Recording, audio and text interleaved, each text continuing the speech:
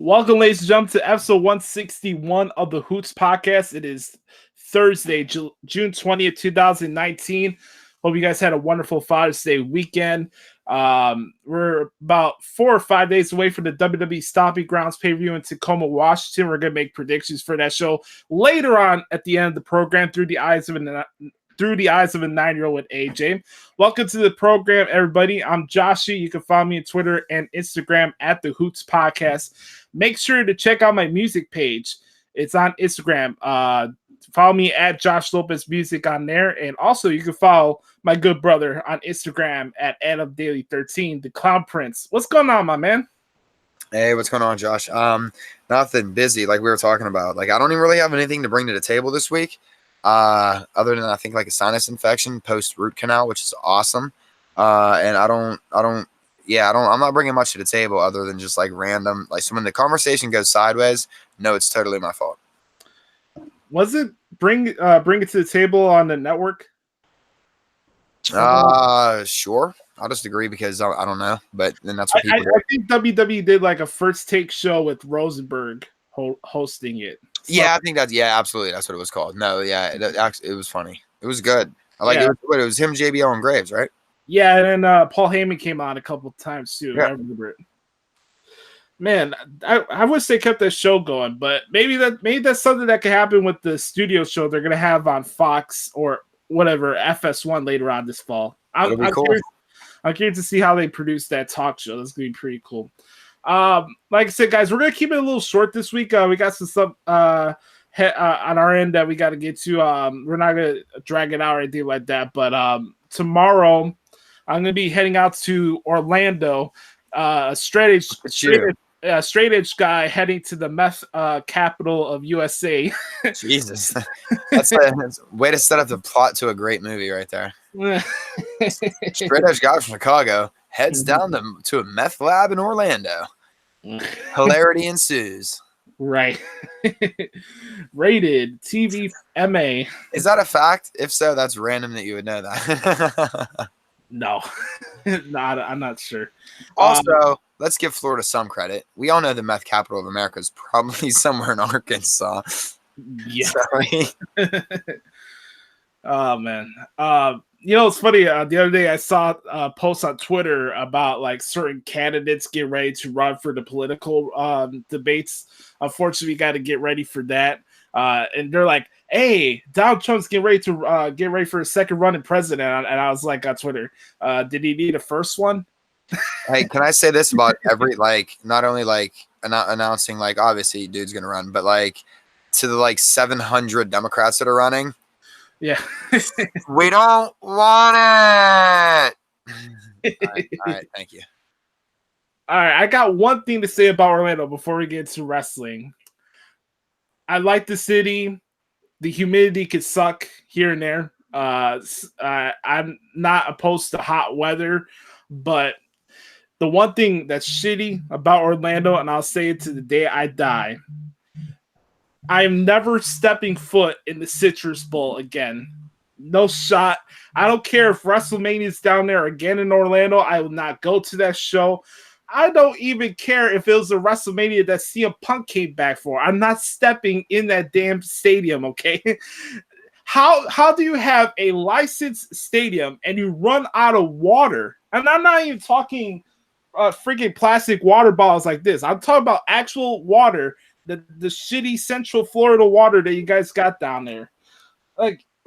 It was a dump. A pure dump. I know everybody's memories from that WrestleMania was the big ass stage that they got and the ramp and the Universal logo on top of the WrestleMania stage. Besides that, the entire area is a shithole. Anybody that's been to the Citrus Bowl, Adam, I know you were there for WrestleMania 24. It's a dump. I'm sorry. It is what it is. It's a dump. It's so fun. I'm going to wait to respond to all this in a second. So, I mean, but here's the thing. So, but if anybody out there wants, I get to live the life. So anybody wants to fly me out for a weekend, hey, I'm tell me what city to go to. I want to be well traveled. Right. I'm allowed to do that now. No, listen, you'll have a good time down there. It's funny though, because One of my friends is from Orlando, and I just sent her a text just saying, "Yo, my boy's shitting all over your city," and I just want to see what she has to say real quick. So, good. You can continue. My uncle Jeremy, who's he is my boss also at the same time. He's the guy I work with the tattoo shop. He lived in Orlando for 5 years. So over the last 2 weeks, I've been hearing about his stories and all the weird people that live down there and stuff. I'm like, I'm in for this could be interesting experience. This is my first trip by myself that's not business related, music related, wrestling related, family related. This is my trip by myself. You know, I'm not going to Universal. I'm not going to Disney World. I'm going out there to detox and get off the grid for a couple days. I need it. I need to reset the batteries, if you will, as Dusty Rhodes used to say. One thing will be for certain: I will not be a Central Florida sweat hog. Shout out to Rick Rude. I love it. You remember when his son in the Hall of Fame speech, he was like, he did the whole Central Florida thing at the speech. You remember that Hall of Fame? Oh yeah, it was awesome. It was awesome. And I apologize I didn't mute my mic, guys, when I coughed. I'm been so used to coughing the past couple of days, it just kind of came naturally. So that's that caught that one. I know I sound nasally as hell, so you guys can tell that I'm all fucked up. But no, the Rick Root stuff was funny. And so Orlando, I rode in a rickshaw in Orlando. That was fun. Really? Yeah, that was an interesting experience. I thought I was gonna die like 6 times. So there was that. We took the shuttle that we took. I don't know if it was just I can't remember. You got to remember those days were a little fuzzy, but I'm pretty sure it was a hotel shuttle that would take us or whatever. Long story short, I guess a guy that was on one of the Big Brother UKs or whatever, I guess, and we were talking to him about it. Right. And he ended up becoming like the internet's like biggest villain a couple years ago for talking shit, I guess, about a bunch of people, and everybody attacked him, including me, because the dude was a total prick. But fair or foul, it's most people on those shows are. But yeah, I can't. But again, I can't remember the dude's name. I just remember like, oh yeah, it was that douchebag. Right. Yeah, so I guess you never know who you're gonna run into because they'll let you know if they're on a reality show. But yeah, I don't know, man. Orlando the Citrus Bowl is just very uniquely located. We'll just say that. It's such a pain in the ass to get any kind of transportation afterwards. Right. I think Mania ended at 11, and that was the year I was at the Mania where the cables broke, and the cables went the section right above us. Wasn't there a fire in one section? Yeah, I mean, we saw people running, but didn't. I don't know. You always see people running at a wrestling event. You know what I mean? We didn't think anything of it, and then we heard what happened, but I think we cared more that it took 4 hours to get a taxi and less than that sounds horrible. Oh, I know, right? Because they didn't do anything. I wonder if anybody had to deal with that at MetLife Stadium this year. Man. Yeah, I don't know. I with today and all the need to be on your fucking phone the entire time, I don't know, people be losing their mind. And that's a good point because so that was 2008, right? That would have been Orlando, right? Mm-hmm. Okay, so that's 2008. That's nobody's attached to their phone. In 2008, like they are today. That's the difference. This past decade, I wish the 2010s never happened. We can for a multitude of reasons, but 2009 was the best year of my life, and then past that, I don't know what happened. But yeah, it's a blur. But you know what I mean? It's a fog of what. Mm-hmm. But if you look at that though, right now, and on it, we never want an accident like this to happen. But let's say that was 10 years future. How many people were getting lit up with these cables because they're too busy Snapchatting or Instagramming the end or catching the pyro on their what else is out there that I don't know about? Yeah. I don't know. By the way, going back to Orlando, is there a member in the Disney family that works in the politician realm in Florida? Because how the hell do you take over an entire town just for Disney? I'm still trying to figure that out. Because money talks. Yeah, that's true. Money talks big time in that town. It's not even Disneyland. It's Disney World. It's like they could like their properties could fit 2 towns. It's insane. Anyways, let's get to some wrestling stuff. I think what you're trying to say is when you go to Orlando, you're going to make sure that you ride in a rickshaw, right? I mean, that's what I'm hearing. I just want to make sure that we're on the same page, that you're definitely going to ride in a rickshaw by some dude that barely speaks American. And obviously, guys, take that as a joke, but not really, because it does make the ride that much more entertaining. And just put your life in somebody else's hands while you sit in a basket, basically, on the back of a bicycle, and while some dude's going like 35 on a bicycle, weaving in and out of traffic on in walkers on a sidewalk. Oh god, how was that still a thing in 2019? I mean, you know what else? You know what else I learned about in 2019? What's that? Snapchat is El Chapo. Yeah, right. Yep. Yeah. Man, the internet's on lockdown. The internet and cable companies are on lockdown. That's why ratings are also BS, and we're not going down that rabbit hole either. But there's a couple non-WWE stuff I wanted to bring up really quick because we do want to get to the predictions with AJ and stuff for Stomping Grounds this Sunday. We got some sad news. Yesterday, I saw that what the current ICW champion passed away. I forgot his first name, but it's McCallum. I forgot his first name, but it's very unfortunate. The current ICW heavyweight champion passed away yesterday. So our thoughts are with his family and in that promotion. It sucks. It sucks, especially seeing young wrestlers getting into the prime of their careers and stuff like that, that it just comes out of nowhere. I don't know the cause of the death. I don't know if you saw that or not, Adam, but yeah, our thoughts are with the McCallum family. Yeah, I knew he went by Lionheart, but it's Adrian McCallum. That's why I didn't want to say anything beforehand. I don't know. I'm not, other than knowing he was 36 years old and whatever, whatever happens, it's just, it's what. Here's what I always say is, like, when you're younger and especially in wrestling, it's always like, man, not another one, like not another one, and it sucks and it hurts but when you're older than the talent that you realize you used to look up to and think, they're so much older than me, and you start to realize that, like, I'm 3 years, at least 3 years older than this dude. Not trying to compare, but that it puts more, it really adds an extra layer of sadness and a layer of mortality onto yourself too. Right. It makes you appreciate every minute of the day a little bit more. It makes you appreciate the little things in life a little bit more, because you never know when it could be. 36 years old, greater. I'm absolutely certain in much better health condition, physical shape than I am. You know what I mean? Was a multiple champion, not just in ICW, but in other promotions as well. Was really just established, and it's just you really never know sometimes. And it's always tragic, and it's I don't think it was anything related to whatever, and I don't it's not like the old days, but it does put things into perspective, though, when you start to become older than the athletes or the entertainers. You know what I mean? Like, there's a discussion I want to have with you really quick. There's been this weird trend over the last couple of weeks where male dudes are either trying to start fights with female wrestlers. The other day at a AAA show, a young dude, like a teenager, was literally trying to grope Scarlett Bordeaux while she was out at ringside. Well, because he has shitty parents.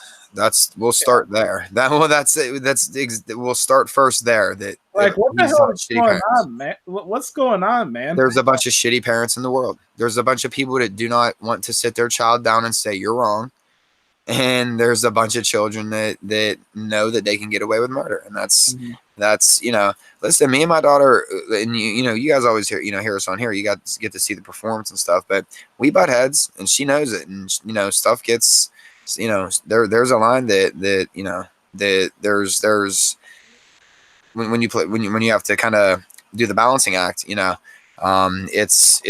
can be challenging, but when you have to have those moments with your child, like, hey, don't be a dick, that's not in those words, but ultimately that's what your job as a parent. So when I hear stuff like this, and whether however old they are or whatever, and I don't want to pass blame on to the parents, but it's where it starts. You've grown up to think that asshole behavior is okay. That there, I never in a million years at age 16, at age 26, at age 36, whatever, would have thought it would ever think, even in my most drunken stupor, think it's okay to try to grope a performer, an entertainer, just a human being walking down the street. You know what I mean? Like, and it's It's because not I have a cool. certain set of principles, right? I have a certain set of principles, and I think I probably got them from my grandparents, to be honest. And I know people don't like that old generational thing, but they were the greatest generation for a reason, And I know here I am being an ageist again. I'm so fucking old, but it's a scary time, man. That's what I mean. This isn't, in a way, this isn't surprising behavior. It sucks, but it's shitty parenting. It's enabling by other people so that way we can all act like idiots, and it's normalcy, man. That's to me. That's everything in a bottle right there. And this is not mutually exclusive to a professional wrestling fan. This is fans of every. We just saw it in an NBA game where an owner got a little bit too handsy with a player, and I hate the term owner, but it's what they're called. Yeah. We see it all the time when it comes to athletes and bar. I mean, it's just. And no, I'm not saying that females can't be aggressive too. It's everyone. It's everywhere. It's every profession. It's kind of like we were joking about before this. Everybody just needs to chill. You know what I mean? Like it's getting back to that, and like not in like everyone's trying to one up each other all the time. I think My problem is the lack of awareness and the actual self-respect that we have as a society right now. Like, Agreed. Yeah, I find something new like this, not even just wrestling related, just life, and like the bar keeps going down and I down agree. and down, I agree. and people are okay with that for whatever reason. Oh, I can do what I want. I'm a citizen. I have my amendment rights. I can do this and yada yada yada with no consequences. I can say whatever I want on social media. The government's not going to go after me. Yeah, the government's not going to come after you, but in all cases, consequences happen whether you agree with it or not. You can't just do stuff just because you want to, especially something like groping a woman just because she's wearing less clothing and she's wrestling.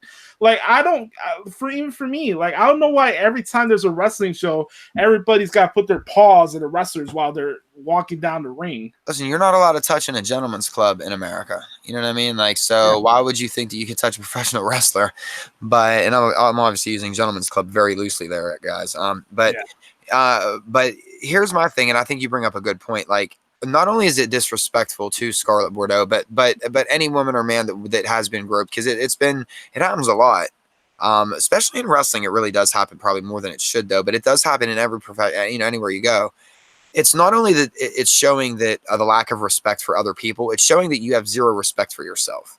Right. And we live in an era now where just respect in general is out the window. It's nobody has self-pride. Nobody wants to make themselves better. Nobody takes, everybody wants to eat. Nobody wants to do the work. If I could borrow Cody's phrase there for a second. Right. Everybody wants things handed. Everybody feels entitled. And there's no generational tag on that. It goes from age 10 to age 110. We just live in a very strange, bizarre, in the moment, everybody thinks they're celebrity. We're living as avatars, fantasy world, anime come to life kind of weird thing, man. It's totally bizarre. And I think this is a situation where, again, shitty parents, dude obviously doesn't respect himself, let alone anybody else. And this is the only way that he feels as though he can somehow either get people to lie. And I mean, in one part it's sad, maybe there's, but it's not really that sad, He's lucky he didn't get knocked out. Or did he? Did he? Hopefully he did, right? I think he got messed up pretty good. Okay. Yeah. He should have. They should, because that's sometimes I never thought I'd be the guy to say that, but every once in a while I do think there's some of that old school street justice that, like when they charge Brett at the Hall of Fame, that is going to start teaching people, you know what? Maybe we shouldn't do this anymore. Like, it took a dude getting tased in Philly, right, before people were like, yeah, I'm not running on the field at all anymore. I saw him take 8 shots to the back. I'm cool. Yeah. Jesus. Little random note here. I found the best tweet of the day so far. This from CM Punk. Since I I just can't, screen capped it. yeah, since I can't have fun and tweet about movies or baseball without you telling me about wrestling, I got a question for you. Wrestling. Wrestling. Why do you spend your time on something you hate? If it's so bad, leave it. I did. It works wonders. I look forward to the intelligent discourse. It's amazing. Listen, it's absolutely amazing. There's a freeing thing like that's. And you know what? I'm gonna bridge that into something else too, man. Because I've been watching some interviews, a lot of interviews actually with Chris Van Vliet, and I watched his with Ryback. And listen, I when I eat crow, I always promise I eat crow, and I want to eat a hell of a lot of crow here. Dude, I have the utmost respect for Ryback, man. Like all the old dirt, all the old dirt sheet sites that we did and networks and all that, where I was kind of like just a shooter guy and like talk shit about this person or whatever. Dude, I have so much respect for that dude, and realize how similar of mindsets that we do have, and respect his hustle and I just kind of I get it a little bit. I get it. Obviously, he's just a lot larger and could crush me. We But should talk to him.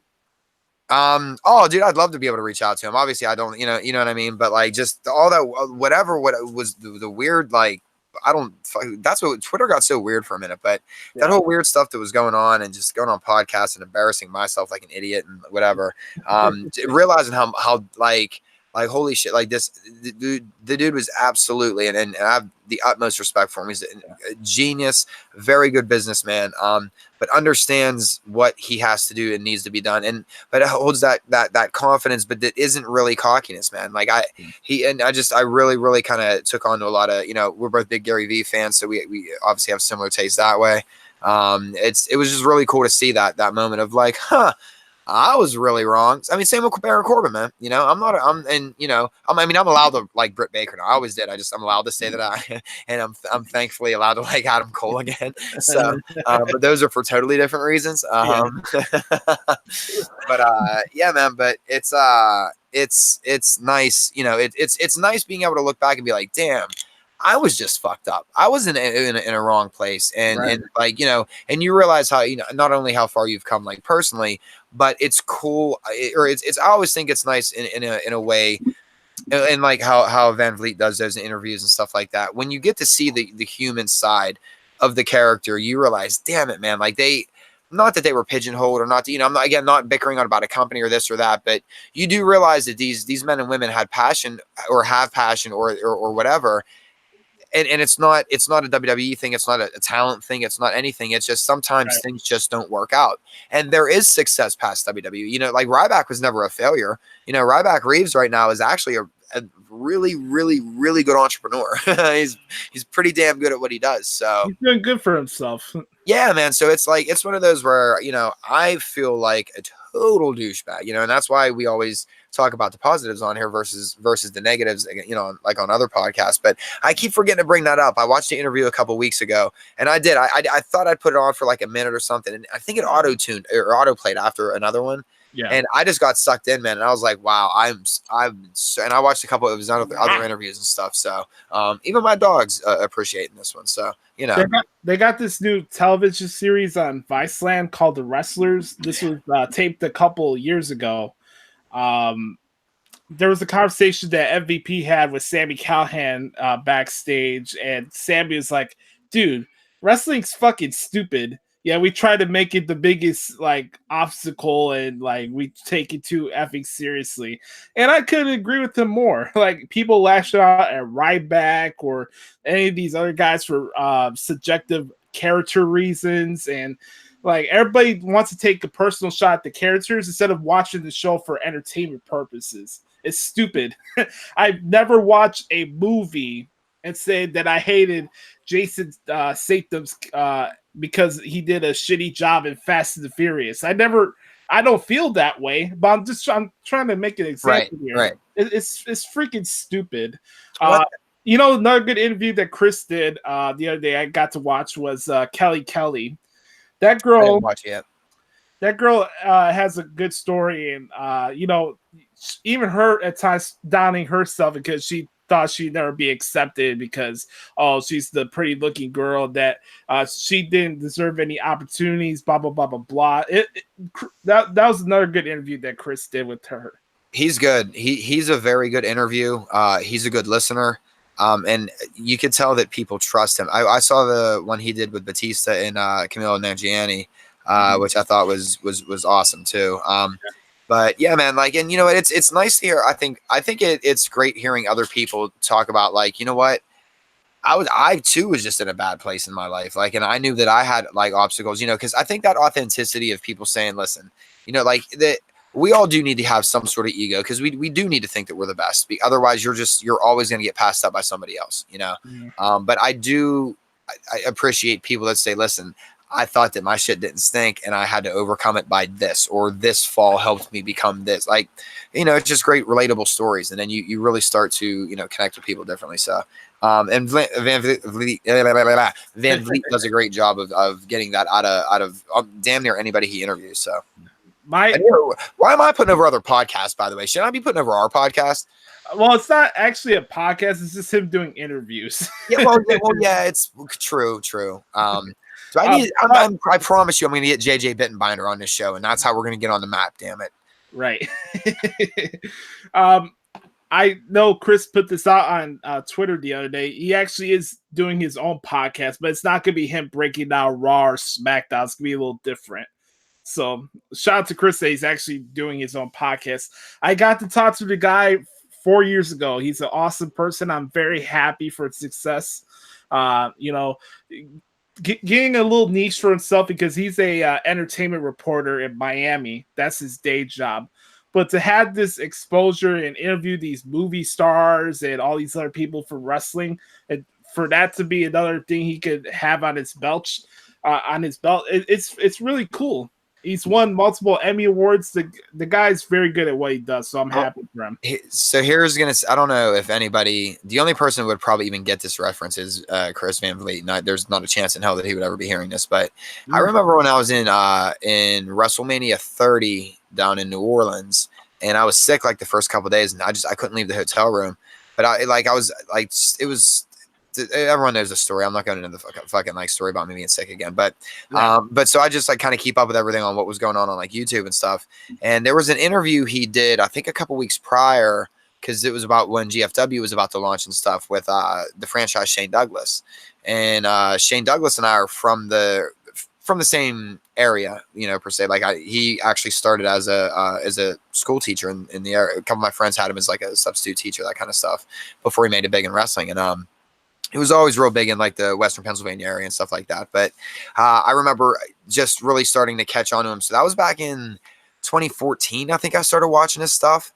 Yeah. It's just, I went on a weird personal boycott of like, I don't want to watch anybody's stuff like for the longest time, just that, you know, but thankfully I kind of like refound his interviews again, because he does such a good interview. All right, let's talk about the G1 really quick. They announced the blocks and all the matches. I was telling Adam before we came on air today that there's going to be 171 matches in the G1 this year. That's so many matches. I'll be covering this is going to be my third time covering the G1 on my website, ProWrestlingTranscriptions.com.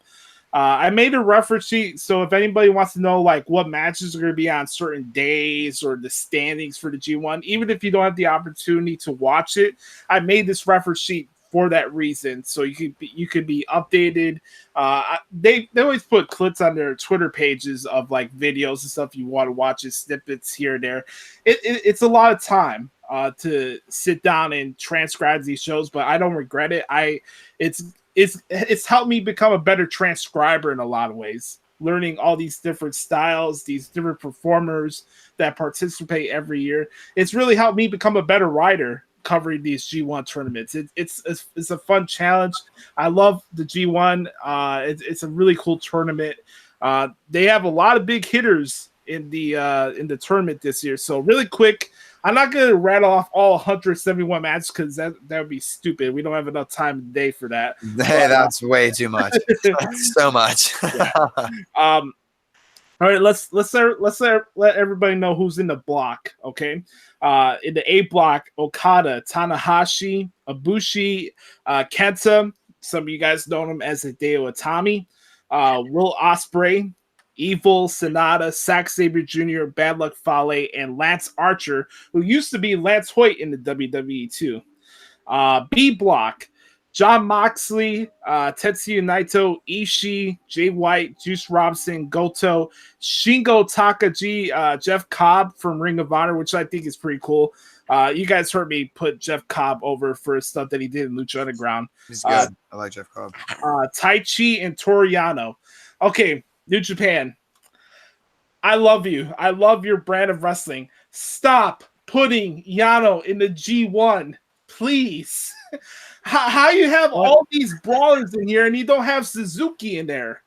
Come on, man.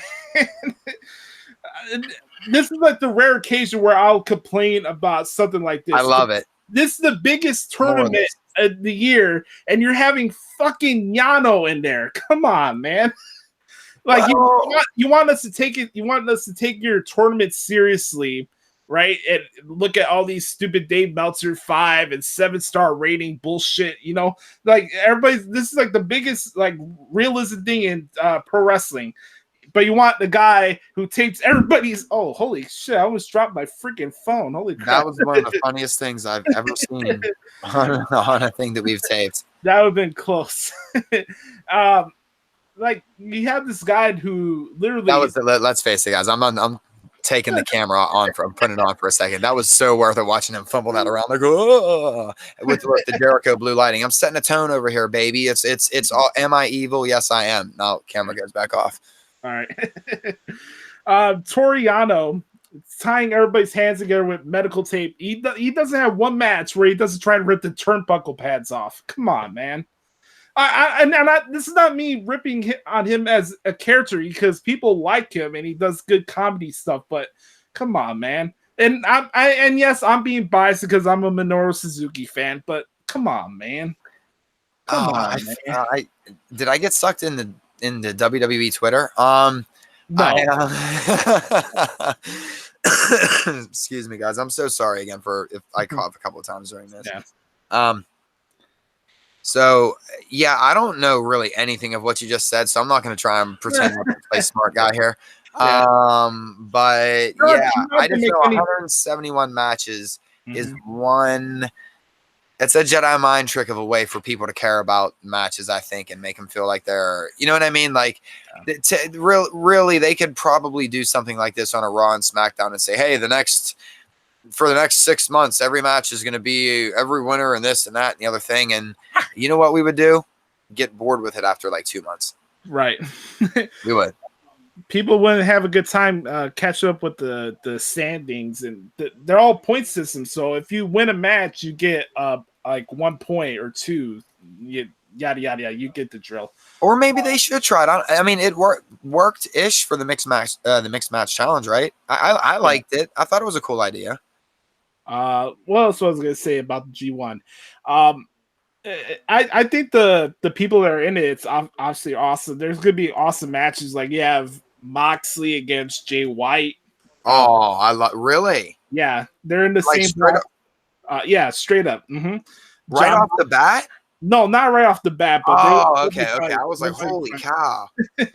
Wait, who's in this tournament? Then maybe I am wrong about this. Whomever you speak of. Like for me, I'm excited to see John Moxley against Ishii. Like that'd be awesome.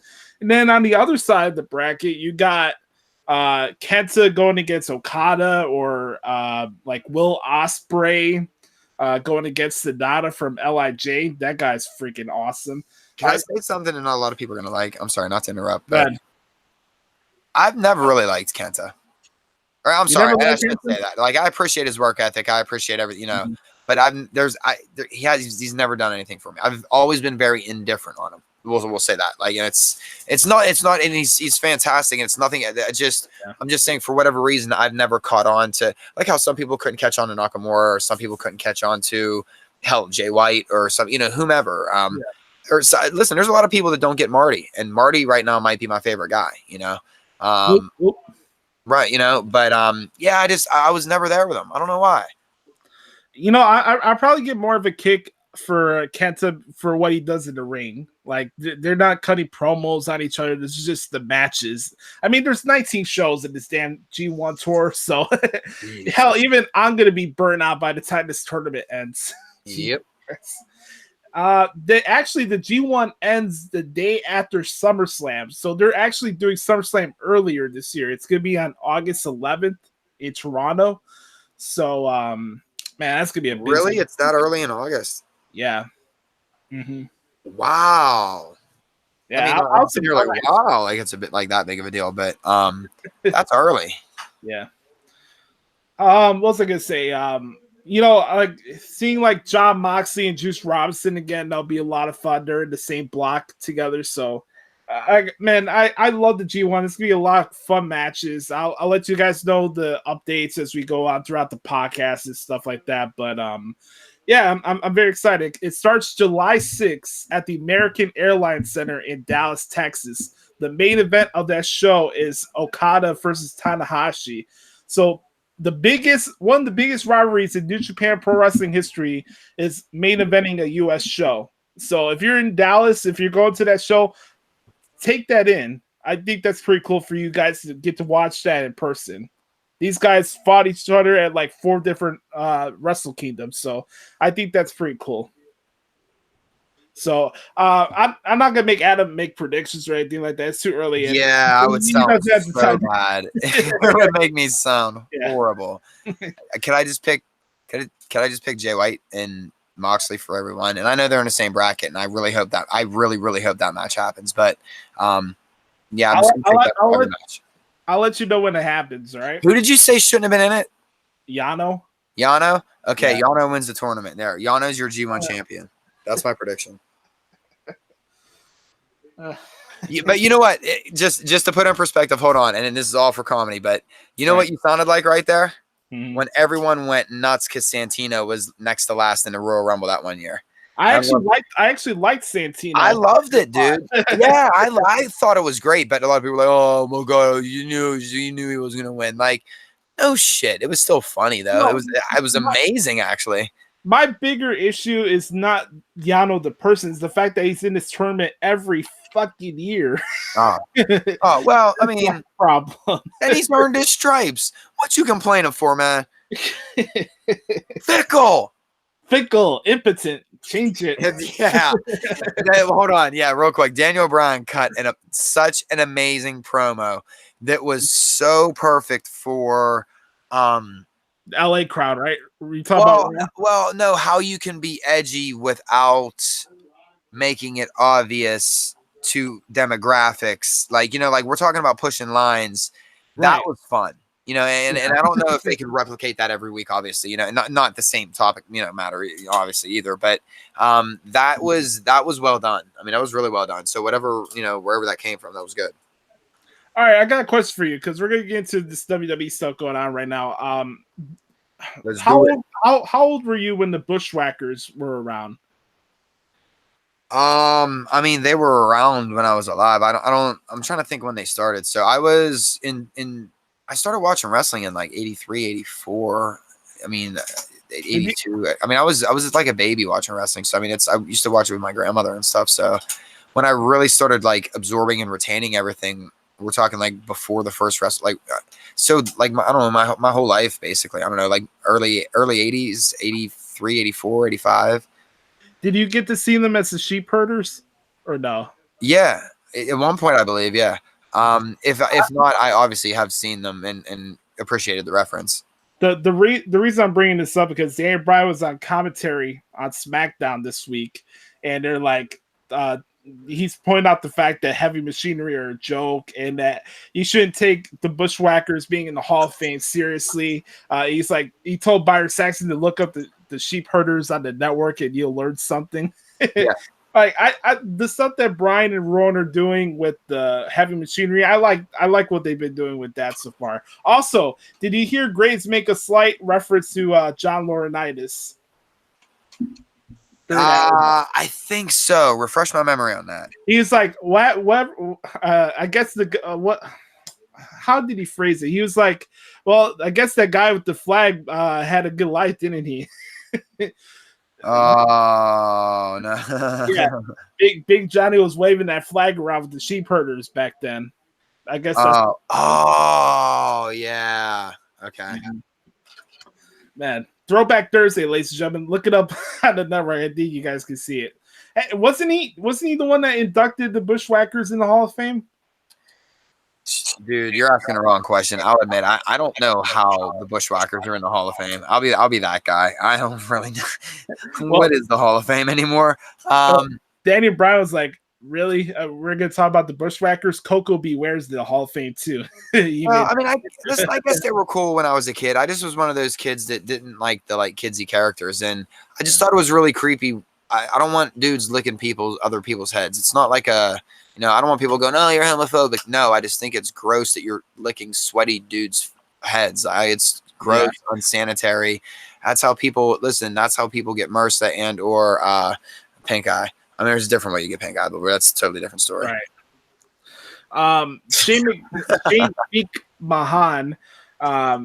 Miz was, I guess, he brought a really good point on SmackDown this week, where he was talking about how Shane, when he first came back to the WWE, wanted SmackDown to be the land of opportunity, and now, as we were talking about last week, where Shane's kind of replaced Stephanie McMahon, where he has the ego trip and he makes all the decisions now. It's kind of a role reversal. Like Miz said it. Now the only opportunities go through you and your buddies. And I thought, everybody's talking about the lack of long-term stories. Miz and Shane are still going on. And Miz was like, I created this monster. I'm going to be the one to end it. So maybe this is something that ends at SummerSlam. Who knows? When they have been doing a good job at slowly building up this little, I don't want to call it a faction yet or a stable or anything or, whatever terms we're going to toss around as marks. But, this little support system that he has around him, they really have done a good job, I think, building the story behind that. I just, again, like my whole turnoff with it and why it's become so just like whatever for me is just the shoving down of the throat of the whole best in the world thing. And it's not, I'm not being pro Punk. I'm being very like, I want Punk out of wrestling. Like, shut up. Like, you know what I mean? Like, for the longest time, WWE was telling us to shut up. Now, how about just return the favor? Like, again, let sleeping dogs lie.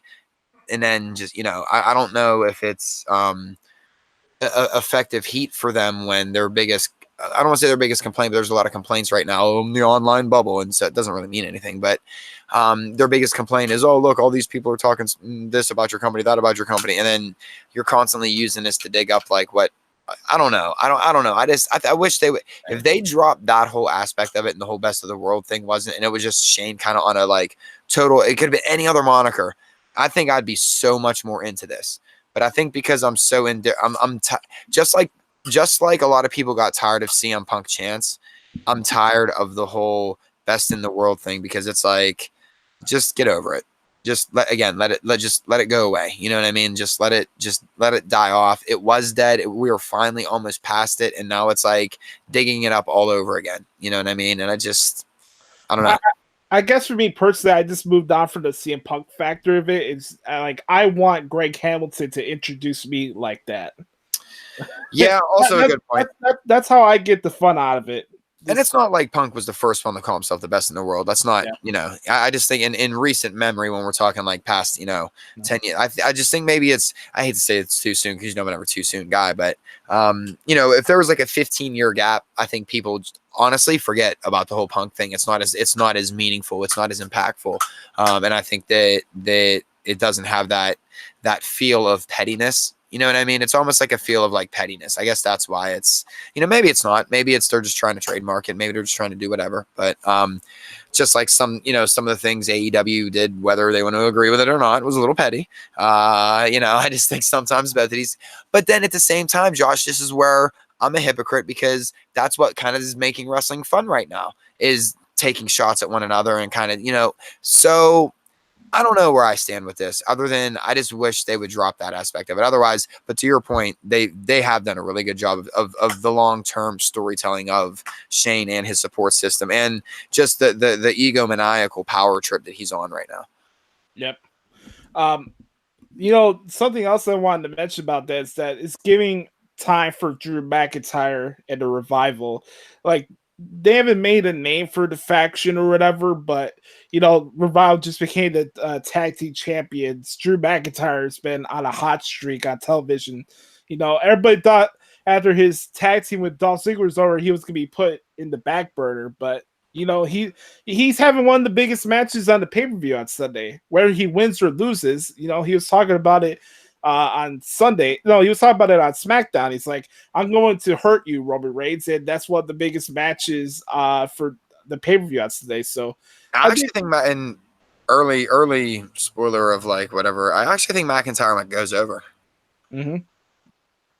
I can see that.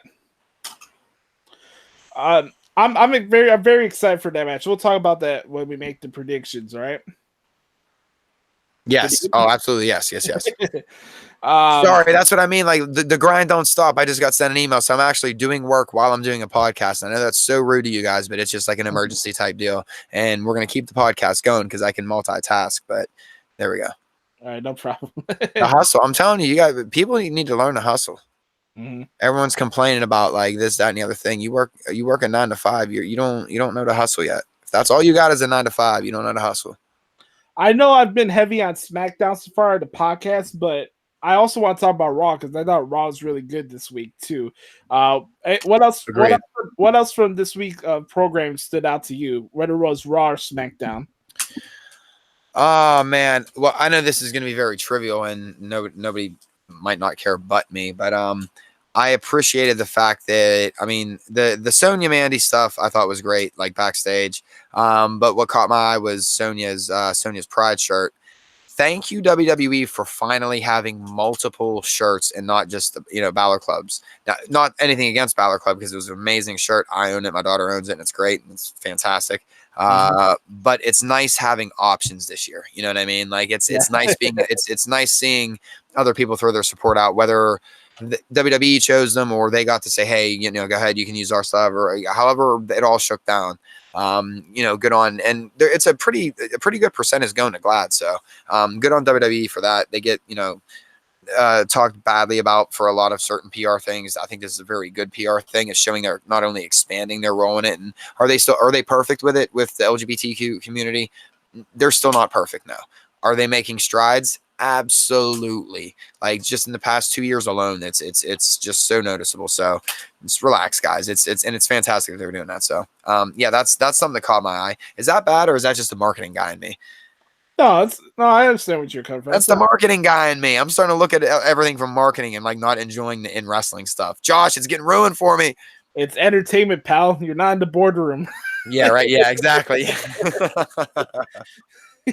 There was a great tweet I saw on Monday. It's like, I'm a wrestling fan. I'm not paid I don't have the responsibility for what happens on the wrestling show.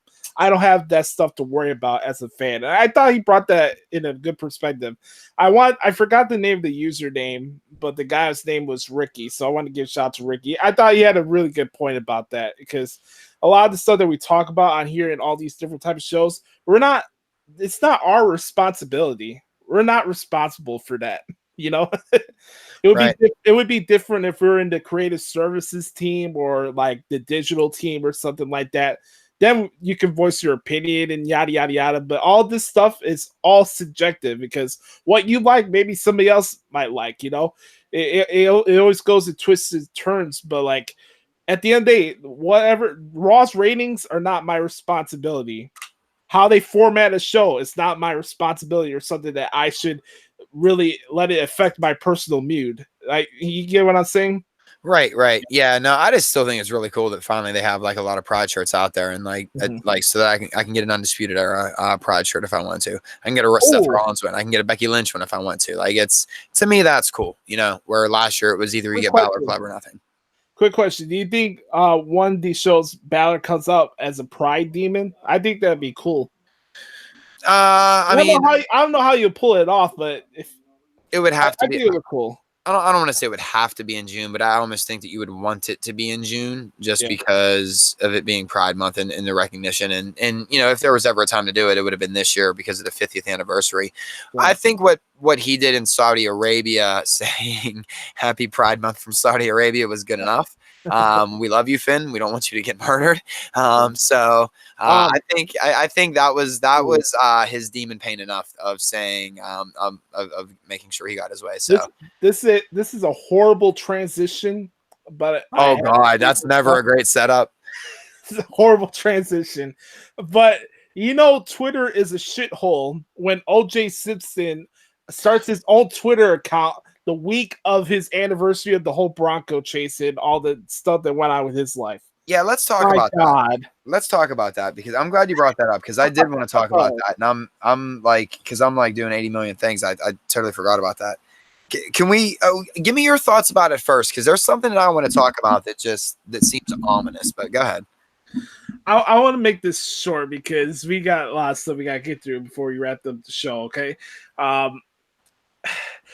First off, his first video, he talks about how he hopes everybody's doing well, yada yada yada, and then the last 10 seconds he goes into soliloquy saying that, you know, there's been a lot of rumors about me in the media and this and that, and that a lot of people are gonna be dealing with so it's time to get even or something, right? Yeah, he's gonna get even with the people who have put bad like a bad energy to his name or whatever, or disparage his good name. I think it's something he said on one of the videos or something. Like, come on, man. You want to know what disparaged his name?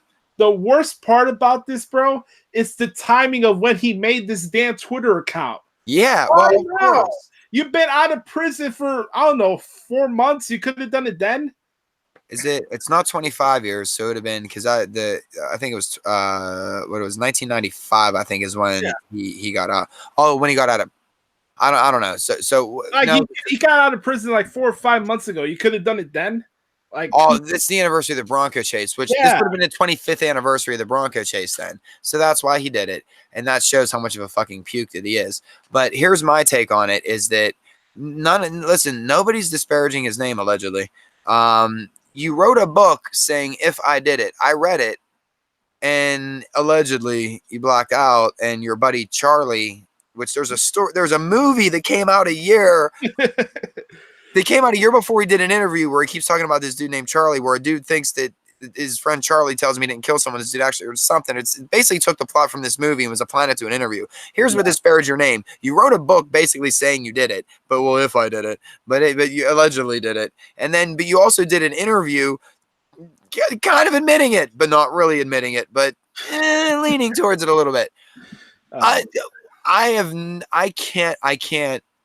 can't fathom how people are even following this dude on Twitter or even giving this dude it. And this is the last time I ever speak of OJ Simpson, and not because I'm scared. He got a big ass head. He might headbutt me. I mean, he could wrestle. I could be his finishing move is the headbutt. He's a giant mongoloid head. But what I'm saying is that, like, the fact that I had to get a Twitter notification because like multiple people were like following OJ Simpson's was like it saddened me in a way of like, can you imagine if Casey Anthony opened a Twitter account? Oh boy. And all of a sudden all these people started like following her. They'd call every single dude that followed her swine, puke, and listen, I'm not saying maybe don't feed this dude's ego. And it is very ominous to start threatening people straight off the bat. Oh, it's time to get even with some people. Didn't you already do that? I think that's what started this whole process. The world was in OJ's hands, man. And I think getting even is kind of what got him into this pickle to begin with. So that's just where I'm at with it. Juice, stay off the internet, please. That's why I'm glad I'm not on Twitter, because I don't gotta look at. Here's my question though: did they have to expand avatar size so his head could fit in, or you know what I mean? Like, so is it like, you know how they went from 140 characters to 280? Did they have to like double the size just so OJ's full face could fit in, or not? I don't know how this works. They probably got. He's probably gonna put a picture of him in a football helmet. It's like like realistically, in hindsight, history will dictate because history reveals all truths. I truly firmly believe that the Twitter thing, it all happened because of the Trump presidency and because Twitter started being used so much. And I'm not blaming Trump. Nobody take that out of context. I just feel the timing of it all just seemed to roll in.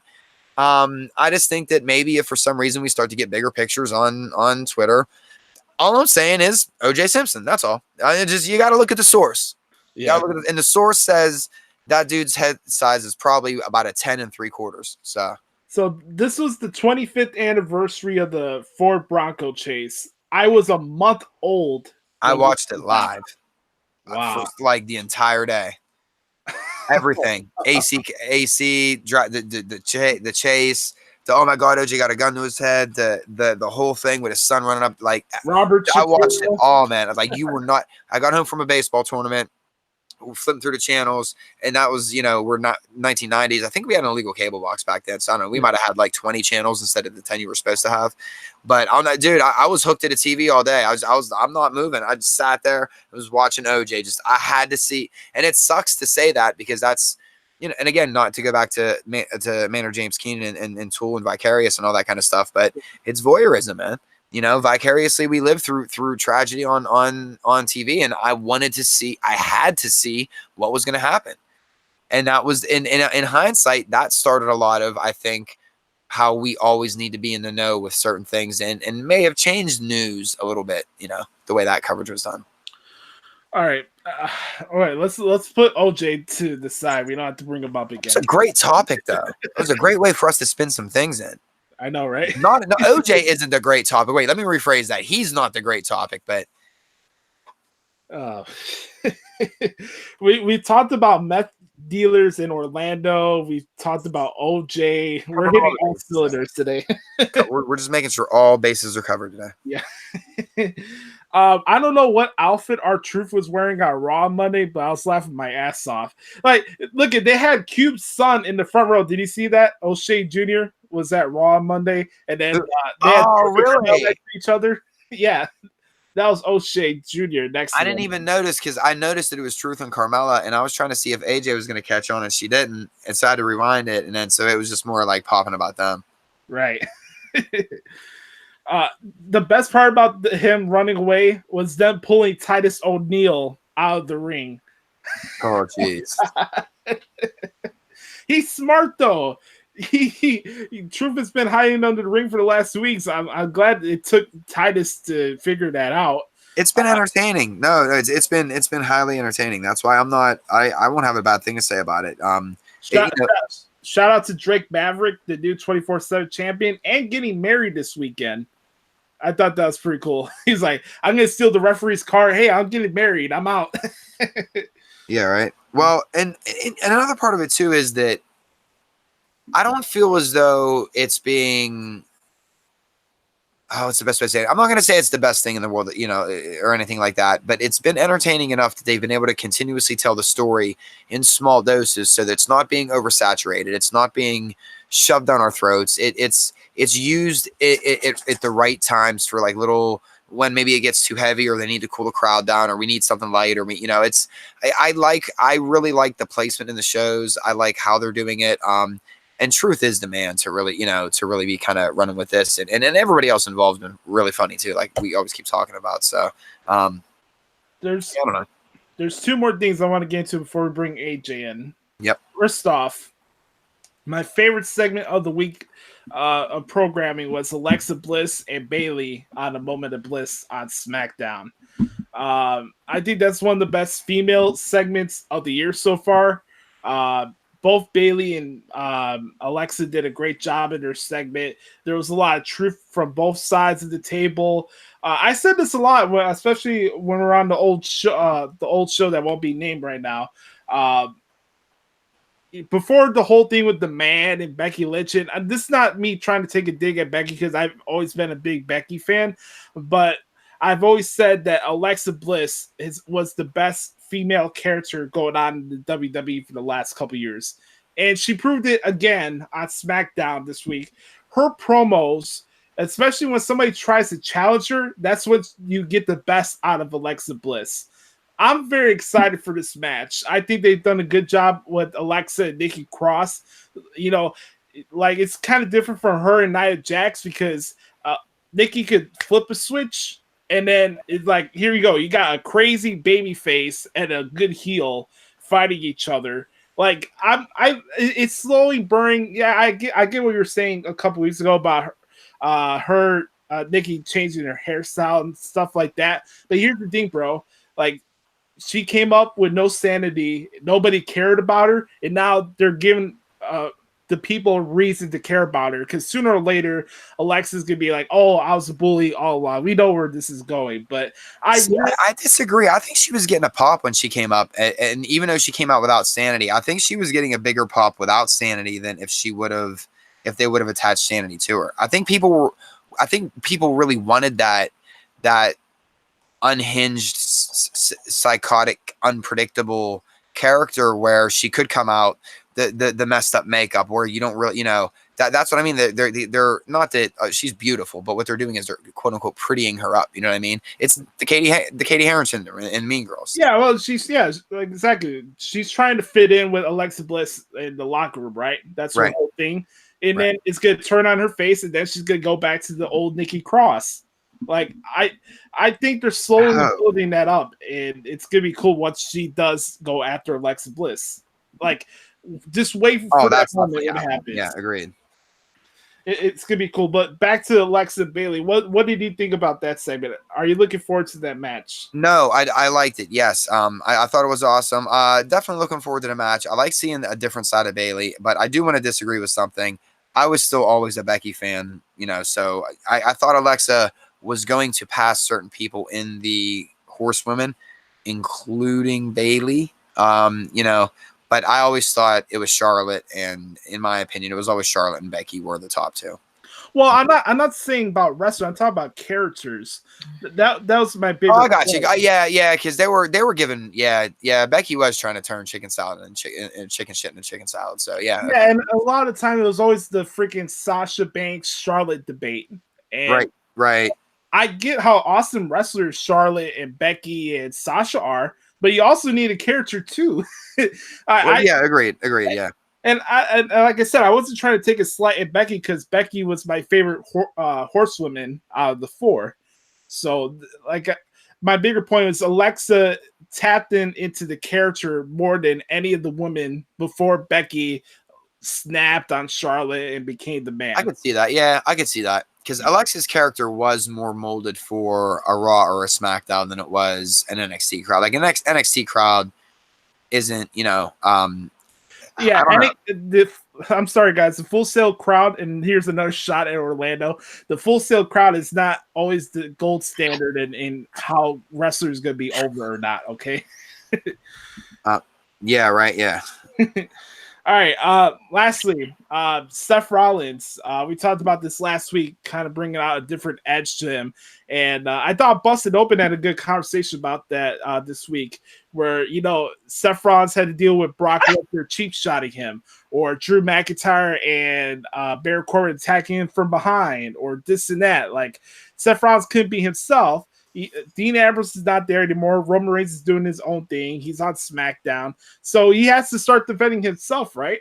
So he's at the point where he's sick of playing games with everybody, and he's gonna do his own thing. And I thought he did a really good job on Raw this week. The whole story is, he's gonna do everything he can to hold on to the Universal title, because ever since he's won it, everybody's like, "Oh, how long is it gonna take before Brock Lesnar gets the title back?" Right? So Brock Lesnar starts whipping him with a steel chair out of fun. Seth gives him retribution at Super Showdown. Baron Corbin's trying to play politics and have all the advantages for his title match with a special guest referee. If you side with Baron Corbin, Seth Rollins is gonna whoop your ass. So I love what they've been doing with Rollins and Corbin. I think they've done a really good job with that program, actually. No, yeah, absolutely. I think, over time, and I don't know how he's not getting the credit that he deserves, but Baron Corbin's really grown into his character and grown into his own. And I know we say that all the time on here, but yeah, I think too that again, I think maybe certain people are having a hard time grabbing on to certain characters, or at least, I mean, Corbin gets good heat, so I don't want to say that, but I don't think people are appreciating what we're seeing right now. And I agree. I think Seth Rollins needs to kind of break off and be his own, like we talked about last week. Like, I like him as that anti-establishment kind of guy that's always needed. You know what I mean? Like, Ambrose could have been that guy. Punk was that guy. Brian was that guy. You kind of always need that guy. And it doesn't have to be the small guy or the tattooed guy. It could still be the in-shape, jacked MFer that can kick ass. You know what I mean?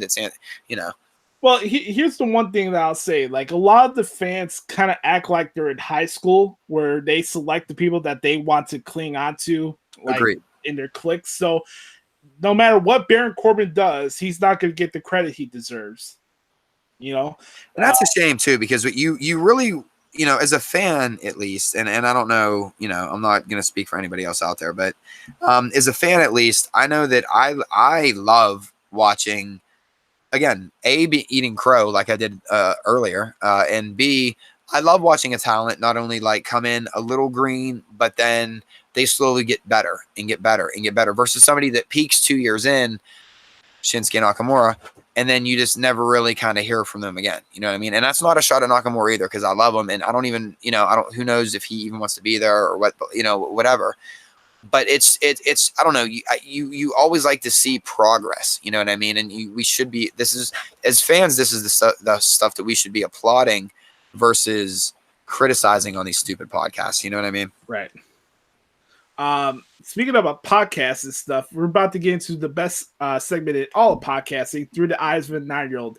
But really quick, let's send it off to a podcast that you can hear right here on Anchor and on Spotify.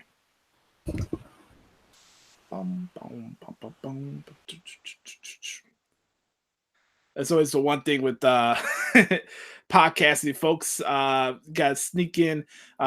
Let's give some shout out to the people who do other shows as well. We're putting Chris Van Vliet over. Let's shout some of the people who putting the big guy over, putting Ryback over. Yeah, putting everybody. Apologies to him, man. Humble apologies. Yeah, he's the man. All right, through the eyes of the 9-year-old, we're gonna save this part because we haven't had a chance to talk about the Funhouse, but we have AJ here. How's it going, AJ? I'm doing good. I am doing good. I just got done working at the animal shelter today because I got fired from Arby's yesterday. How do you keep getting rehired if you get fired? That's. Well, you work for a temp agency? No. Oh, okay. I just get fired a lot. That's not good. I get rehired a lot too, Well, yeah. I mean, I guess it's good. Well, I have a college degree. I have a one-day college degree. A one-day college degree. Yeah. Well, as somebody that was in management for a very long time and still is as a director of marketing. I like to throw titles out there. Director of operations. Yes. But one of the first red flags that we look for on resumes is how quick people are jumping around jobs. Well, I fake my resume. I make up my own. Oh, that's even better. That's even better. I hope Let's get to the show. Enough with your character today. Okay. No, yes. You're about to be fired from here, too. Don't make me bust my Vince out when my throat's all messed up. All right. What you talking about, Wiz? Yeah, right. AJ, what do you want to start with? The pay-per-view or Bray Wyatt? What do you want to talk about first? Let's start with Bray Wyatt. All right. So we got the Funhouse this week. I forgot what episode this is. Is this like 7 or 8? He's been doing it for about 2 months now, right? So yeah, I thought it was 6, but maybe it's 7. Yeah, it could be 7. So I think we're getting closer and closer. Big Raider fan. Shout out Bray Wyatt. Yeah, shout to the Raider Nation. You think John Green should be in the Funhouse or no? No, but come on, no. But they're going to be on HBO. That's a Funhouse enough. So the Oakland Raiders are their own Funhouse. I was trying to make a Chucky and the Fiend tie together. So well played, played. So. Only if Aubrey Plaza can be the mother. But go ahead. That's true. So we're getting more flashes of what the Fiend's actually going to be, and we always get new twists and turn. There's a lot of different hidden messages. The one thing I loved the most from the Funhouse was that when they kept switching the dial for different songs, it was still the same song from that little dance that he did a couple weeks The ago. Muscle Man dance. Pull up your pants and do the Muscle Man dance. Everybody do it right now. Do it. What did you guys like about the Funhouse this week? I liked a lot about the Funhouse. It's something that I noticed every time. It not only every time I turn the dial, but every couple of seconds, it would flash to something new, and it would always flash "Let him in." I noticed. Let him in. How about you, brother? I just like the overall production of it, the aesthetics of it. I think they're doing a great job of making it creepy and making it, kind of keeping you guessing without, what kind of character he truly is. I mean, what are we really dipping into? So, I love not really knowing what we're really getting out of Bray Wyatt or the Fiend or what's really happening. Like, some people, I don't know. I'm sure there's probably arguments about the voiceover when he's the Fiend. I don't really have a problem with that. Kane had a thing to hold up to his throat. That was ridiculous. Oh, so, you know what I mean? So yeah, so let's not get too crazy with this, but I think it's like I always say, I always look forward to it every week because it feels like it's totally separate. It feels like it's its own little segment, almost like Weekend Update on Saturday Night Live. Like, it's going to be its own thing, but it's different from the rest of the show. Granted, much smaller, short form theater, but I totally dig it. The one thing I wish they didn't do is very petty criticism. I do like how they show the crowd during the Funhouse, but when you're watching it at home and and you know that it's coming on, it's the last hour, trying to get your daughter to fall asleep anyway, so you're turning the lights off. It looks so much cooler when they don't pan out to the crowd because you get sucked in more, because then it feels like more like a horror movie or a thriller or something that you would turn the lights off for. You know what I mean? And that's me being petty because most people are probably sitting at home with 85 lights on, playing 16 video games, trying to watch Raw, 18 bowls of popcorn, arguing about why they can't get a girlfriend, So you're like, oh, you like that one? You have definitely approved of that one? Yeah, I'm cleaning tattoo tubes while Raw's going on, so I don't have. Right, yeah. So like the bright lights and stuff kind of takes the visual aspect for me, because it's later in the show, which I do like that they save it for later in the show. Typically, we'll either have the lights down low or the lights off, and it does add that element of that chiller element to it, which is what they're going for with Bray. And I'm totally digging it, man. Well, the radio dial and the different variances were so great, man.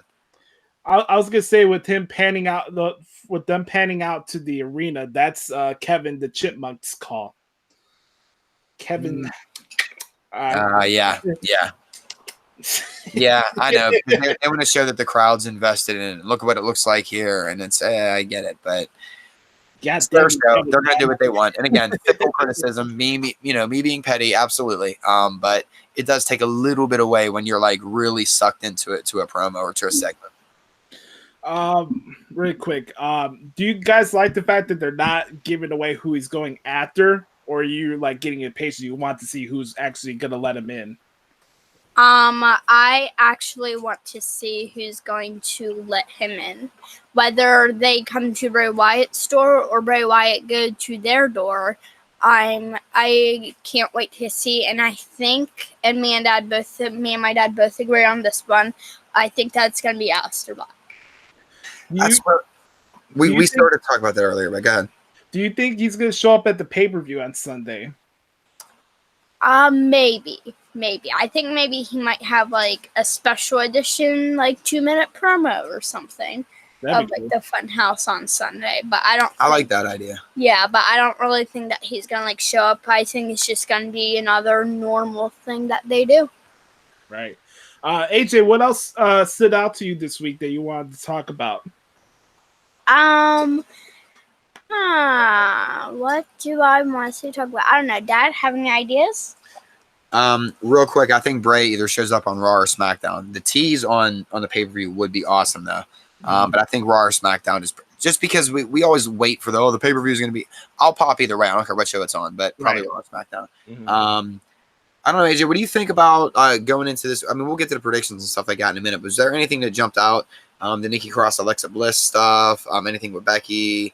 Anything with? I'm trying to think. Your All I'm normal going focal to points. say about Nikki Cross is stop drinking all that coffee. You're probably drinking like 1,000 cups a day, and you are practically insane. Please just drink 1 cup, or even if any, Nikki Cross, just stop with it. Just stop. You love I don't like coffee. I don't know about you. It grew on me later in life, and It's good for you. It's slightly good for you Slightly in good for you. moderation. AJ, real quick, how do you what are your thoughts on this year? Them expanding out the Pride shirts versus just Finn Balor. So now you get Balor, and I think there was 10 different athletes on there. Yeah. You could choose from. Yeah, I was really I happy. think it's on the last one in the crowd, but it's not on. Yeah. I was really happy about it. I like that they have one. I think that this year I'm either going to go for a Becky or a Naomi one. That's what you're talking about, Yeah. yeah. And I might either go Rollins or Shock. the Undisputed. Yeah, I might have to go Undisputed Era. Dun, dun, dun, dun. So- all right, Josh. All right, let's speed through these predictions for the pay-per-view, all right, guys? We got 9 matches on the show on Sunday in Tacoma, Washington. I don't know what the hell to do in Tacoma, Washington. Seattle. Seatack's basically the same. They're tied in together. Yeah. It's gorgeous up there. I love it. Envious of everyone who lives up there or is going to the event. First one here, we'll talk about Samoa Joe putting his U.S. title against Ricochet. Ricochet won that fatal 5-way match on Raw this week to get that opportunity. This is going to be a pretty cool match. I'm actually going with Ricochet in this one. I think they're going to get in a feud with each other. Who you got, AJ? I'm going Ricochet. I'm going to go Ricochet too, but I hope this isn't just in this is reactionary to reports of people not wanting to go up to Raw or SmackDown because of what's called the Ricochet effect. You know what I mean? They thought that Ricochet just got lost in the shuffle and all that blah, blah, blah, blah, blah, dirt sheet stuff that's out there. I don't know if it's a Ricochet effect when you're getting title matches on a pay-per-view, but... Well, finally. No, but you know what, though? Finally, let's face it. He kind of was just jogging out. He had a title match at WrestleMania this year. No, true. And he's being showcased on every single show, too. So, I mean, I guess it's, in a way, how can you complain? You know, it's 6 of one, half dozen of the other. It depends on what side of the cup you look, if it's full or half empty. And honestly, he's probably getting a little bit more TV time than most that get called up from NXT right off the cuff. Yeah, there's the Ricochet effect, and there's the No Way Jose effect. There you go. Yeah, okay. Very, very good. Yeah. Way to put me in my place. Thank you. All right. Yeah, we haven't seen Ricochet since that one moment of bliss where Otis messed up. Creepy Otis. You mean oh man. What's his name? No Way Jose. Yeah, whenever No Way Jose was in the conga line, but Otis was leading it. Yeah, I don't know. Well, he's the 24/7 picture, I think, right? I was at that show. Damn. Oh yeah. Elias had to remind us that we had bad kickers on the Bears. Yeah, I think he's. Oh, yeah. But I think No Way Jose's been going after the European Championship. Yeah, he's running around it like everybody else is. Yeah. New Day against Kevin Owens and Sami Zayn. Who you guys got in this one? I'm going Sami Zayn. I'm actually gonna go Kevin Owens, Sami Zayn too. Yeah, I'm gonna go with you guys as well. We got 2 clean sweeps on those ones. Kofi Kingston against Dolph Ziggler, steel cage match for the WWE title. AJ, who you got in this one? I'm going Kofi. I'm gonna go Kofi, but I don't want to say Punk, but Ziggler's been doing fantastic work. He's just in a way though. It makes me, and again, I know it's wrestling fans looking at jabs. Makes me feel like he's just taking whiny jabs at Punk for whining all those years about it should have been me. I should have been, that entire thing. Knowing him, but whatever. But I'm still taking Kofi, and Dolph's been doing fantastic work. Yeah. I'm gonna go with Kofi too, and I want to encourage the people that are going to the show on Sunday to, get on your feet. Don't sit on your hands and hold this the entire time. Because that's worst. Put your phones away. Yeah, that's what happened to Dolph Ziggler and Seth Rollins and other guys at pay-per-views before. You guys have you're distracted by your phones or you're just sitting on your hands. I mean, here's the guys having. I remember this vividly. Dean Ambrose and Dolph Ziggler had a WWE title match at a SummerSlam a couple years ago, right? You remember that, Adam? And nobody gave 2 rats ass about it. And guess what? Both of the guys went back to the back in the mid card. I'm telling you, fan reaction could help make a match look better on TV than what it actually is. It does matter. To defend the Pittsburgh crowd with the Rollins and Ziggler match last year, though, I still do think that was the wrong pay-per-view for them to end. It was some fans, yes, because it wasn't our best fan, it wasn't our most passionate fans, but by the same token, it's just the whole setup for the show. Like I said, there was a spotlight just shining in our eyes the entire time. Like I had such a headache. It was like 6 degrees in there. It was by the end of the night, it was just like, all right, I don't, it really had less to do with Seth Rollins and Ziggler and more to do with just the rest of the environment of the night. So can I say something about that? About Extreme Rules? Yeah, absolutely. The Seth Rollins and Ziggler match was one of the most fun match because 6, 5, 4. You get the thing. Everybody went because people had said, okay, take it off the screen. We're not going to put it back on because people are doing it. I guess people might have been pulling out their phones or something because because they were still going 6, 5, 4. It was one of the most fun things ever. There you go. Next one here we'll talk about real quick. Tony Nese against Tozawa and Drew Gulak. This is a triple threat match for the cruiserweight title. Go ahead. See, does Tozawa still go? Yeah, he does. Okay. Yeah. Tony Nese. AJ. I'm going Drew Gulak. You like Gulak, don't you? Yes. I'm going with AJ too. I'm going to go with Drew Gulak. I like Gulak. He's a good wrestler. Gulak's been doing a lot of good stuff on 205 Live recently. Next one on the list, not the list of Jericho or Dericho. Yeah. I think all three of us are on the list of Dericho, right? Yeah, I'm sure of it. Yeah, I'm pretty sure I earned that one like maybe 2 times already, probably. Yeah. Becky Lynch against Lacey Evans for the Raw Women's Championship. I'm gonna go with Becky. I'm going Becky. I'm Becky. Yeah, I'm going with Becky as well. Becky Club. Becky. Roman Reigns against Drew McIntyre. I'll be going Drew McIntyre. Yeah, I am too. I'm gonna go with Drew McIntyre as well. I don't know if this is gonna be a feud that ends at SummerSlam, but I think Drew will shock everybody and win on Sunday, so I'll go with that. Is there any stipulations to this match? No, there's no hardcore or anything like that. It's just a regular match. They could have like a double count out or a double disqualification. Like they just start brawling and they just go crazy on each other and there's like a no finish kind of situation too. I mean, that's a possibility. Yeah. That would be fun. I'd be okay with that. Yeah, don't forget Extreme Rules is the next pay-per-view. So what's the date on the next one? July 14th, I think it is. Okay. Yeah. It's July 14th. Sure. All right. Bailey against Alexa Bliss for the SmackDown Women's title. Yes, you're right. You're actually, you know what? She is right because it's the day after the 311 Dirty Head show. Yes. You're right. Yes. So you would know that more than us. Jesus. Yes. Okay. Next match, Josh. I'm sorry. Bailey and Alexa Bliss. I'm going Alexa. I'm going with Bailey. Because Bailey has ruined Nikki Cross's dream of being a tag team champion. I think somebody. I think Nikki's smarter than she's leading on, and I am also going with Bailey. And I think this sets up the Alexa Nikki Cross feud.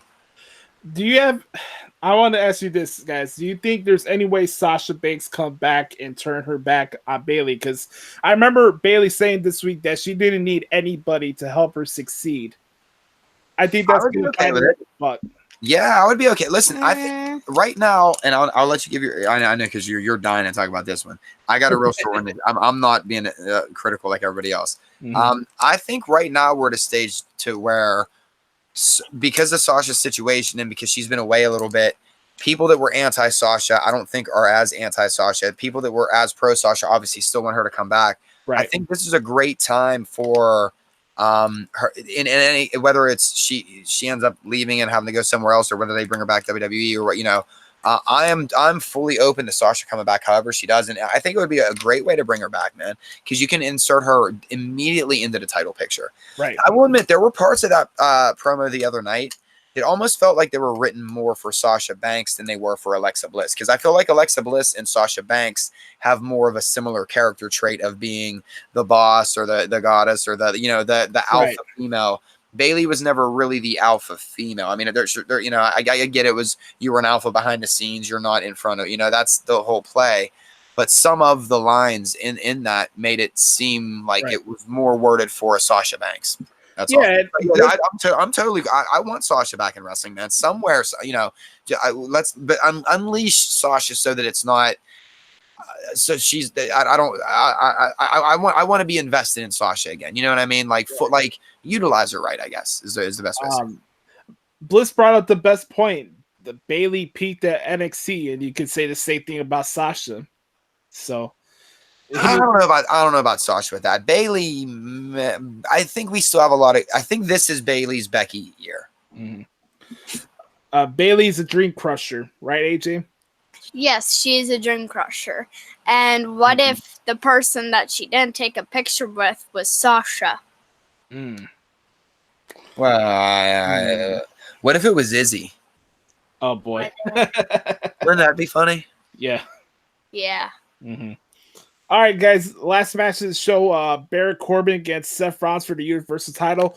Who will be the special guest referee, and who you guys got winning this match? I'm not gonna guess on the special guest referee. I'll just leave that be. And I think Seth Rollins will be winning this match. Also, EC3 definitely should have been the referee. I mean, why? Why? I mean, his name literally ends with 3. It's just perfect. Poor EC3. Well, then all of you got a good point, AJ. Yeah, all of 3-man band should be in there as well. I'm gonna go Lesnar with the. I think Brock Lesnar's the special guest referee, and why you ask? I mean, the whole thing is Seth Rollins right now is losing his mind of paranoia, right? It just adds that extra layer of paranoia to because then you can't even concentrate on your match because you don't know if the referee's going to cash on in you mid. I mean, I think it would be something that would be interesting. It would be unique, something they haven't done before. Whether people like it, the idea, or hate it, I'm actually very intrigued by it just because it is something different. I'm probably totally way off on it, but I just think that there, with Heyman coming in and saying that, I'm not going to be referee. I'm not going, but there's a lot of ways they can go with that too. So I'm going to go Lesnar with special guest referee. I'm going with the guy who returned on Monday Night Raw this week. I'm going with AJ Styles to be the special guest referee. I like it. For those who forgot, before AJ got injured, AJ was about to get into a feud with Baron Corbin. And he was also having the title match with Seth Rollins. So I think he would be the most objective out of everybody. Now, I'm not saying this is some scenario where the club are going to come out. They're going to form the club on Sunday. That could happen in due time. But I do think it would make sense for AJ to, not AJ, the one we're talking to right now, but yes, obviously not me. Of course, I'm just chopped liver.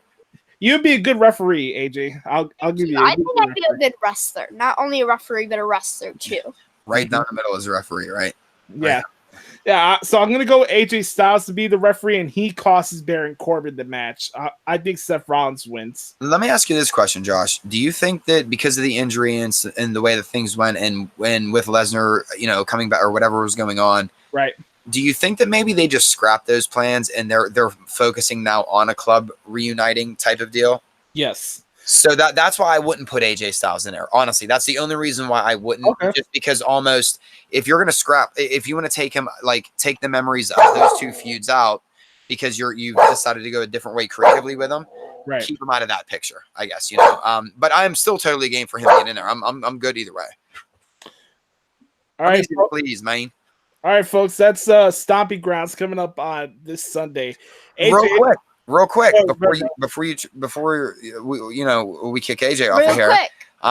One thing I've noticed is AJ is not a fan of the Stomping Grounds name for a pay-per-view. Josh, what is your thoughts on it? Anything is better than Great Balls of Fire.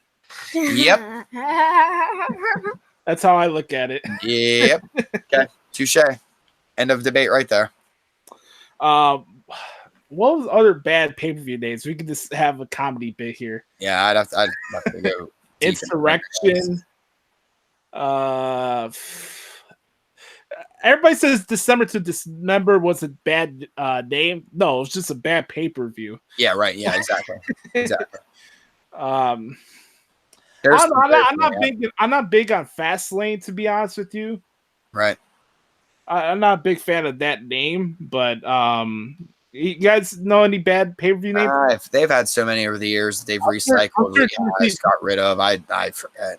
I'm sure WCW had some Hogwild. Horrible ones, yeah. God. Spring Stampede. Yeah, right. Oh Lord. Yeah. Anything with In Your House attached to it beforehand was never a good thing. Yeah. Yeah. In Your House, Beware of Dog. Was that the one? Was that Mankind and Shawn Michaels? I have no idea. I tried to tune all those like subtitles out. I just remember like, oh, okay, it's just not one of the main four. Oh, right. I think that's why they had to stop dropping In Your House from pay-per-views. Yeah. Don't forget we had Capital Punishment a few years back. No, we forget. We've forgotten all about that. Yes. All right, AJ, anything else you wanted to say before you head off this week? So all I wanted to say was on Monday Night Raw, Roman's shirt was Glory Hammer. Here we go. I don't really like the one song named Unicorn Invasion in My Kingdom.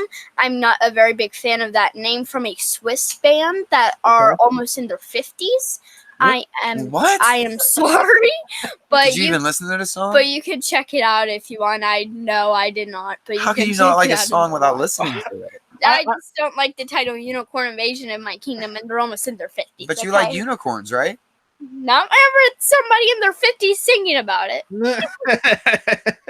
I just love how this conversation. I don't know which way I'm supposed to go with this. I love how AJ's doing research on the bands on every single Roman shirt. I swear to God, when he came out with a Corrosion of Conformity shirt, I was like, you don't even got to research it. I got a CD upstairs. You don't even got to worry about that one. Yeah. What was last week? The pirate metal band. Yes, it was Ailstorm. It was Ailstorm was a Scottish pirate metal band. A Scottish one, yes. So if nothing else, Eric Rowan is teaching the youth of America about great metal music right now. Yes. That we don't know about. Yes. All right, AJ, thank you so much for coming on the show. Bye. Thank you once again, little one. No outro. I don't need no outro. Bye. She doesn't need an outro. She's that good. Yep. Jeez. AJ Daley, everybody. There we go. I hope you guys enjoyed the pay-per-view coming up this Sunday. Just be some interesting matches, see where things go. I think a lot of the matches will be lead-ups for Extreme Rules. By the way, I find it interesting that they're having Extreme Rules be the last pay-per-view instead of Battleground before SummerSlam. So like you have like these summer feuds, like they're about to reach their boiling point before they get to SummerSlam, obviously. And then the last pay-per-view before SummerSlam is a gimmick pay-per-view. I'm kind of curious with that, you know?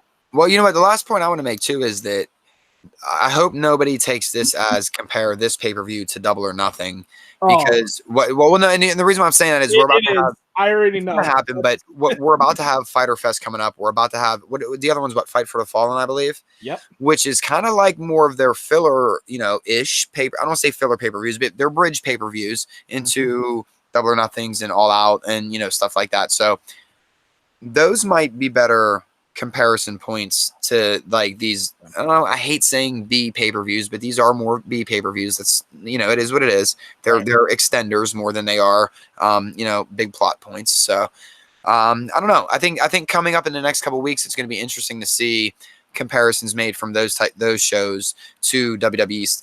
I guess quote unquote not one of the big five, as we like to say now. The last thing I want to mention on the show this week, speaking about pay-per-views, make sure you go on the internet. Go look up the Ring of Honor Best of the World poster with Shane McMahon's face all plastered over it. It's pretty funny. It's so ridiculous. It's so absolutely ridiculous. I'm gonna drink with Shane McMahon though. I don't drink, but I'll drink with Shane McMahon. Shane McMahon. I heard from Derek we might be having another edition of the Thoughts of Dericho coming soon, so be on the lookout for that, ladies and Also gentlemen. frightening. The only thing more frightening than the mind of Bray Wyatt and the Fiend is the mind of Dericho. All right, ladies and gentlemen, make sure to follow us on all social media. I'm on Twitter and Instagram at the Hoots Podcast. Make sure to follow Adam on Instagram at AdamDaily13. Really quick, make sure to rate and subscribe on Apple Podcasts. We're also available on Spotify if you want to listen to there. Tell a friend about the podcast. We have a lot of fun recording shows each week, a little shorter than we usually do. But it was a good show today. Thanks for coming on again, brother. Yeah, not a problem, man. Not a problem. Listen, yeah, guys, sorry it's a little short. Like I said, busy week, busy work. Sometimes it happens. This is our cut loose period. So it's sometimes though cut loose period gets minimized a little bit. But thank you for spending time with us. Again, there's a million things you could be doing right now. So even spending a microcosm of your day is greatly, greatly appreciated.